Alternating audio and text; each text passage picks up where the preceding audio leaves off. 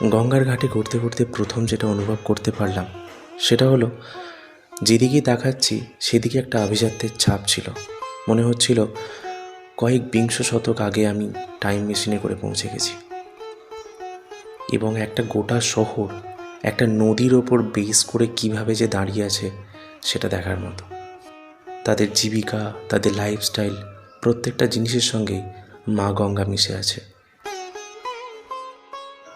গঙ্গার বুকে দাঁড়িয়ে থাকা এই প্রাচীন ঘাটগুলো দেখে মনে হচ্ছিল সত্যজিৎ রায়ের অপরাজিত ফিল্মের শুটিং সেটের মধ্যে হঠাৎ ঢুকে পড়েছি। এক্ষুনি হয়তো ডিরেক্টর বলবে কাট,